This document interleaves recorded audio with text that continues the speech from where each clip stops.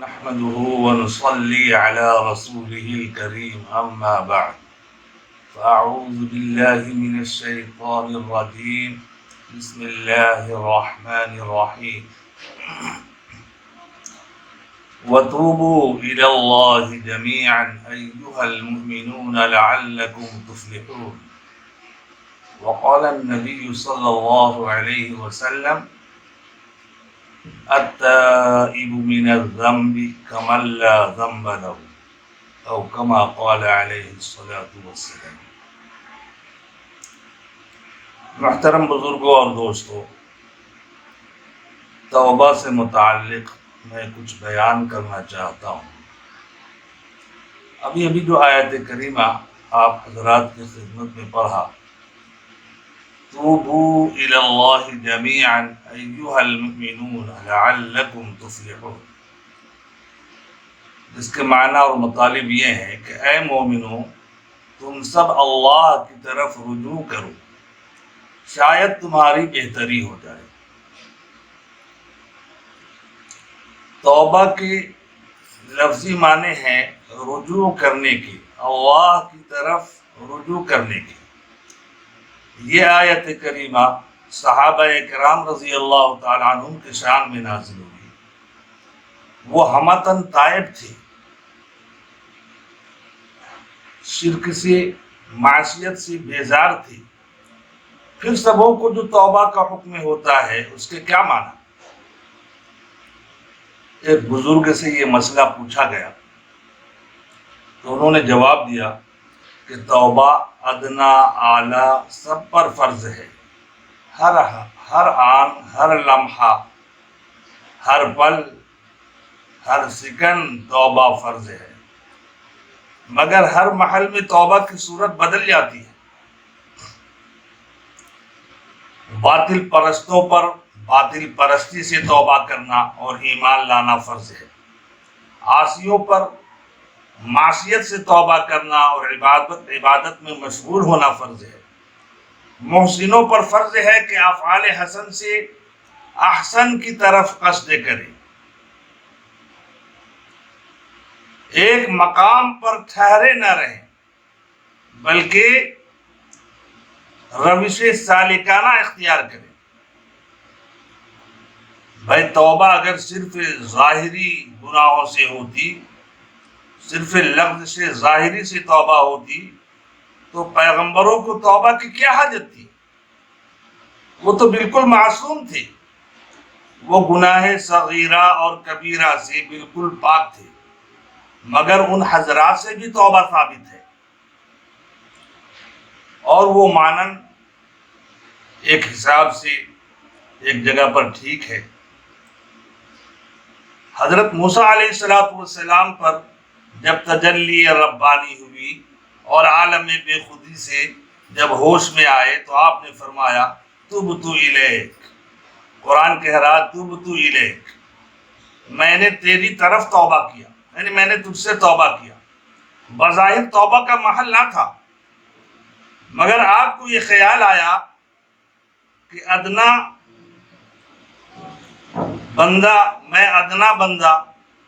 یہ جو لفظ ارینی میں نے اختیار کیا تھا کہ اے رب میں تجھے دیکھنا ہی چاہتا ہوں، مجھ پر تجلی فرما، یہ اپنے اختیار سے کہنا زیبا نہ تھا، کیونکہ عاشق صاحب اختیار نہیں ہوتا، اور دوستی میں اختیار سراسر آفت در آفت ہے، اور یہ صرف آپ ہی پر موقوف نہیں، خود حضرت دو عالم صلی اللہ علیہ وسلم فرماتے ہیں انی لاستغفر اللہ فی کل یوم 70 مرتن، میں ہر روز 70 مرتبہ استغفار کرتا ہوں۔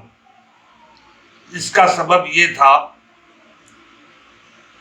کہ وہ سمجھتے تھے کہ جس درجے پر میں ہوں اس سے اعلیٰ درجہ موجود ہے، یعنی درجہ دوم کو درجہ اولا سے افضل سمجھتے تھے، اس لیے صواب سے اصوب کی طرف چلتے۔ یہیں سے اس جملہ کے معنی حل ہوتے ہیں جو بعض بزرگوں نے فرمایا ہے حسنات الابرار سیئات المقربین، ابرار کے حسنات مقربین کے سیئات ہیں۔ نیک لوگوں کی نیکیاں مقربین کے لیے سیئات ہے۔ بھائی دیکھو، عوام کی توبہ اس لیے ہوتی ہے کہ ہم نے اپنے نفس پر ظلم کیا ہے، نافرمانی کی ہے۔ اللہ تعالیٰ سب گناہوں کو معاف فرمائے تاکہ عذاب سے بچے۔ خاص لوگوں کی توبہ اس لیے ہوتی ہے کہ جس قدر نعمتیں عطا ہوئیں اور جس قدر رحم و کرم ہوا اور ہو رہا ہے، اس اعتبار سے مطلق خدمت ادا نہ ہوئی۔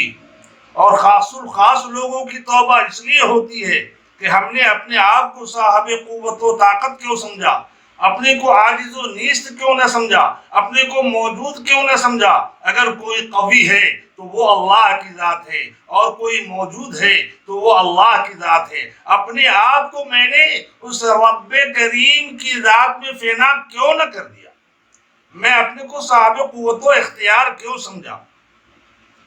تو ہر ایک کی توبہ اپنی اپنی جگہ اور اپنے اپنے مقام سے ہے۔ مسئلہ یاد رکھیں، توبہ کے لیے ہمیشہ شرط نہیں ہے کہ پھر گناہ سرزد ہی نہ ہوگی۔ ہاں، البتہ نیت بالکل صاف رکھنی چاہیے کہ ہم آئندہ نہیں کریں گے۔ کرنا اور بات ہے، ہونا اور بات ہے۔ کرنے میں بندہ صاحب مختار ہے، اختیار ہے، اور ہونا اور چیز ہے۔ ہاں، تو نیت بالکل پاک اور صاف رکھنی چاہیے کہ اے اللہ آئندہ یہ گناہ ہم نہیں کریں گے، اور اگر گناہ ہو گیا تو ہم توبہ کر لیں گے۔ لیکن کیا بعید ہے کہ اگلے گناہ تک ہم خود ہی نہ رہیں اور دوسری گناہ کی نوبت ہی نہ آئے۔ بعض بزرگوں کا ارشاد ہے کہ توبہ کی تعریف یہ ہے کہ اس گناہ کو تم نہ بھولو اور ہمیشہ اس کی ندامت باقی رہے۔ اس کا فائدہ یہ ہوگا کہ اگر بہت سے بہت عبادات کیے تو تمہارے اندر عجب پیدا نہ ہوگا۔ یہ خیال نہیں آئے گا کہ یہ تو میری اپنی چیز ہے، نہیں، یہ اللہ کی عطا ہے۔ عجب کا مطلب ہے کہ یہ میں اپنے طور سے یہ کر رہا ہوں۔ بندہ کچھ بھی کرتا ہے نیکی تو وہ اللہ ہی کی مرضی سے، اللہ ہی کی مدد سے۔ اسی لیے کہتے ہیں لا حول ولا قوت الا باللہ، نہ گناہوں سے بچنے کی کوئی طاقت ہے، نہ نیکی کرنے کی طاقت ہے، مگر اللہ ہی کی مدد سے۔ اور حضرت خواجہ جنید رحمۃ اللہ علیہ ایک جماعت کے ساتھ یہ خیال رکھتے ہیں کہ توبہ کی تعریف یہ ہے کہ جو گناہ تم نے کیا ہے اس کو بھول جاؤ، کیونکہ تائب کا درجہ محب کا درجہ ہے۔ وہ ایک طرح سے ایک گناہ دوستوں میں داخل ہے۔ ایک دوست کا دوسرے دوست سے سابق بے عنوانیوں کو دہرانا، بھائی یہ جفا سے کم نہیں۔ اس لیے وہ گناہ بھول جائے، چونکہ یہ بندہ گویا اللہ کے دوستوں میں داخل ہو جاتا ہے۔ التائب من الذنب کمن لا ذنب لہ، گناہوں سے توبہ کرنے والا ایسا ہے کہ جیسا اس نے گناہ کیا ہی نہیں۔ جیسے ابھی ابھی وہ بچہ معصوم پیدا ہوا، جیسے ابھی ابھی وہ حج بیت اللہ سے فارغ ہوا ہو، کہ بالکل پاک صاف ہو گیا ہے۔ اس لیے میرے عزیزوں، میرے دوستوں، میرے بھائیوں، میرے ساتھیوں، میں نے مانا کہ تم گناہوں سے آلودہ اور ملوث ہو، لیکن توبہ کرو تو صحیح۔ دیکھو توبہ تمہاری کیسی امید افزا ہوتی ہے۔ ارے تم ساحران فرعون سے زیادہ آلودہ نہیں، سگے اصحاب کہف سے زیادہ تم ناپاک نہیں، سنگ طور سینا سے زیادہ تم جامد نہیں، چوب حنانہ سے تم زیادہ بے قیمت نہیں۔ اگر پکی سچی توبہ کرو گے، ابھی تم نے توبہ کی اور چشم زدن میں ملک اور فلک اور جن و انس تمہارے نشان قدم ڈھونڈ رہے ہوں گے، اور کہنے والا کہے گا بھائی یہ کہاں تھا اور کہاں پہنچ گیا۔ اللہ اللہ، چشم زدن میں تم کہاں سے کہاں پہنچا دیے جاؤ گے۔ کسی کا نام ابا یزید رکھا جا رہا ہے اور کسی کو ابو جہل کا خطاب دیا جا رہا ہے۔ بھائی وہاں تو کام بے علت ہوتے ہیں، وہاں تو کام بے علت ہوا کرتے ہیں۔ اللہ کی عنایات اور اللہ کی عطایات کسی کی معصیت پر نظر نہیں کرتی، اور اس کی بے نیازی کسی کی طاعت و عبادت کو نہیں دیکھتی۔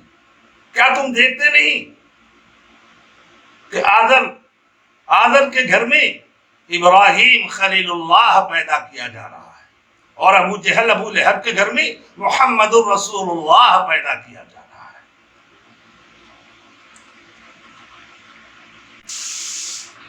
میرے بھائیوں، ایک پل بھی تجدید توبہ سے غافل نہ رہو، اور دل میں یہ ہمت رکھو کہ حق تعالیٰ توبہ کی حقیقت تک پہنچا دے، کیونکہ بغیر توبہ کے عمل درست نہیں ہوتا۔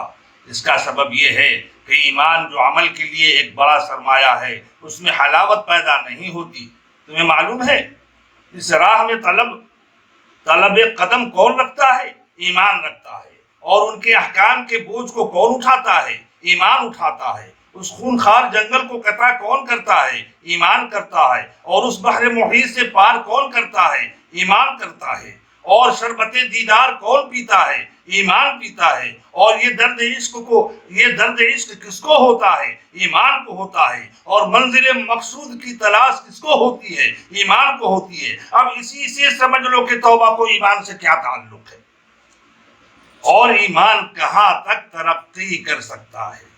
جس درجہ میں توبہ وسیع ہوگی، اسی قدر آفتاب ایمان ہمارا تمہارا روشن ہوگا، اور جس درجہ میں توبہ وسیع ہوگی، اسی درجے کے مطابق تمہارے اندر ایمان کا نور پیدا ہوگا۔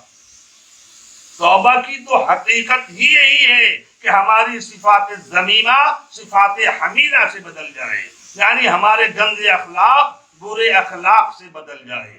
بھائی اللہ نے اپنی ذات پر فرض کر لیا ہے، کیا؟ رحمت کو فرض کر لیا ہے۔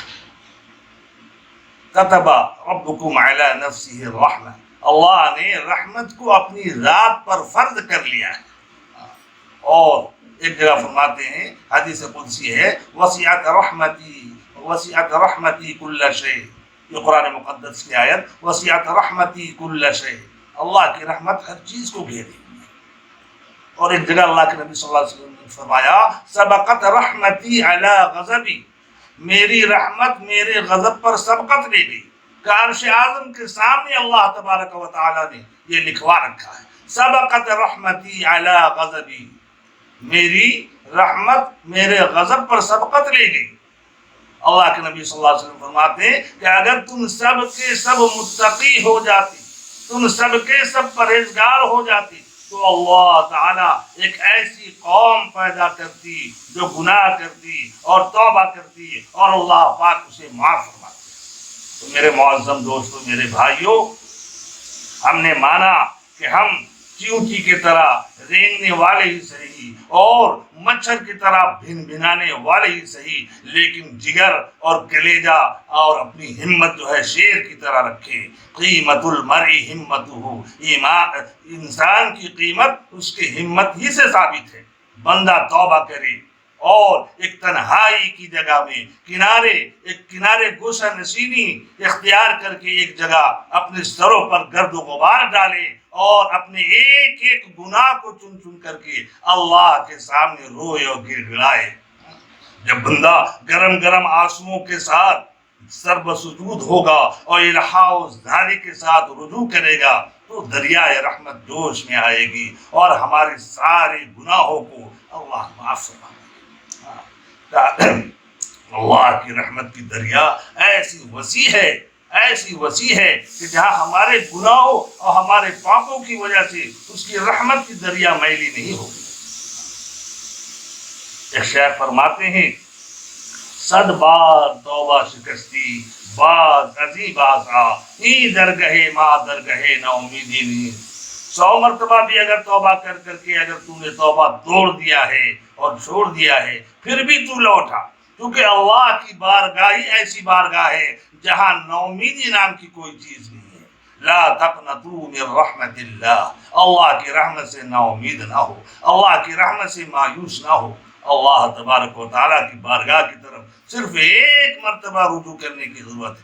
اے اللہ میں نے گناہ کیا، اے اللہ میں نے تیری نافرمانی کی، اے اللہ میں نے تیرے حکموں کو توڑا۔ تو اس وقت جو ہے بندہ گرم آنسوؤں کے ساتھ رجوع کرتا ہے، تو جانتی اللہ تعالیٰ ہمارے اور تمہارے حق میں کونین کے فیصلے کر دیتے ہیں۔ ارے کیا سمجھے کوئی اشک ندامت کی حقیقت، کونین خریدے ہیں اسی ایک گوہر سے. یہ گرم گرم آنسو ایسی ہے کہ جہنم کی آگ کو بجھانے والی. پہلے بندہ توبہ تو کرے، لیکن شیطان کہتا ہے بھائی کیا توبہ کرو گے، اے سے لے کر کے زیڈ تک پڑھاتا ہے کہ جب اے زیڈ ہو جاؤ گے تب توبہ کرنا. میاں ابھی تو تمہیں بہت کچھ کرنا ہے، ابھی تو تمہارے ساتھ بہت سارے معاملات ہیں، ابھی تو زندگی تمہارے لیے بہت ہی لذیذ ہے اور بہت ہی طویل ہے. کرنا جب اے زیڈ ہو جائے تب توبہ کرنا. ابھی جو کر رہے ہو ٹھیک ہی کر رہے ہو.